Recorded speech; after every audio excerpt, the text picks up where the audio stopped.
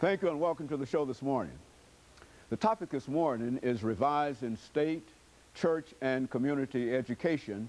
And we're fortunate to have with us to talk about the whole issue of how certain elements within public education and private education can be revised is the professor of philosophy at Tennessee State University, Dr. William H. Hardy.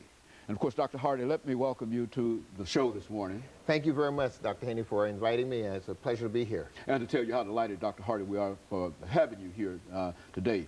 As we indicated earlier, that what we'd like to do more than anything is to talk about public, church, and community education. And yes. Of course, you've got a lot of information in reference to that. And you've made a tremendous contribution in reference to that, and that's why we wanted to talk to you. Yes. But Dr. Hardy, before we get into that, let's talk about Dr. William H. Hardy, and to have you to give us some information about your background, your education, and some of the things that were important and eventually motivating you to become involved in this new approach, this new philosophy dealing with higher education and public education and church education. Yes. First of all, it's a pleasure to be here, and I'm just pleased to share the information with you and with your audience on this day. I'm from Indianapolis, Indiana, originally, and I, of course, was educated in the Indianapolis public school system. And from Indianapolis, I then went to Central State University, a historically black school in Wilberforce, Ohio. And then from there, I went to Johns Hopkins University in Baltimore, Maryland, and received well, first of all, the earlier degree was in political science at Central State. And then I followed that by getting a master's degree at Johns Hopkins University in urban politics, and then eventually to Vanderbilt University here in Nashville, Tennessee. And I had a master's of divinity there, and went on to become ordained in the African Methodist Episcopal Church, and then eventually got my doctorate in theology at Drew University in Madison, New Jersey. And I've been teaching at Tennessee State University now for 14 years, and I'm an associate professor in philosophy and religious studies. You know, I think in a real sense, your career sort of mirrors this search in terms of state, church, community kind of education, and certainly we're delighted to have you here, and we want to get a lot of information in reference to that.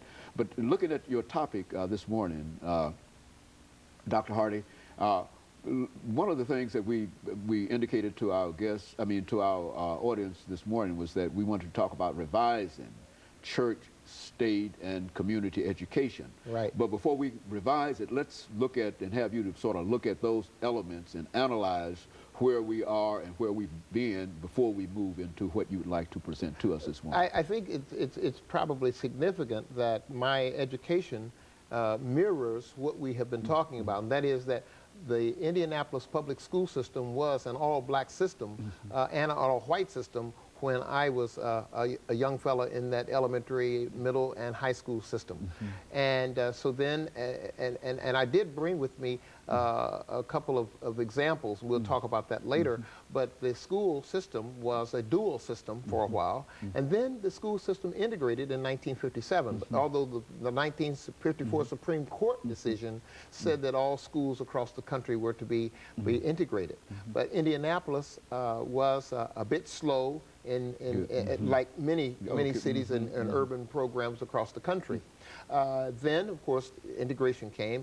I became an active person in the NAACP in those days. I was part of the NAACP youth program, joined the youth council there, and then eventually went to work for the NAACP in New York City before I, in between those times of getting my education. So I worked for Roy Wilkins, and so I do know something about that system, as you were saying, where we integrated a number of schools across the country. But I worked for the NAACP from 1965 to 1969. Hot times. And, in real certainly, sense. yes, that was part of the movement. Then from 1976 to 1979, I was the executive director of the NAACP in Chicago. So those experiences gave me a good idea of what was happening in education at that time. So we now want to look at what was happening with the dual system at that time, and then how did the system change, and then what do we have now, and how might we then look at revising that? Very good. And of course, we're getting ready for our first commercial break here, Dr. Hardy. But when we come back, and we've got about 20 seconds before that, but when we come back, we want you to give us that kind of information, and at the same time, as much information as you can possibly bring in dealing with our young people. You know, I certainly will. direct, I brought with me to my props. There's the white doll and the black doll. And when we come back, I'll be glad to talk about what's going on. Very good. And of course, we'll be back with our audience following this very, very short commercial break.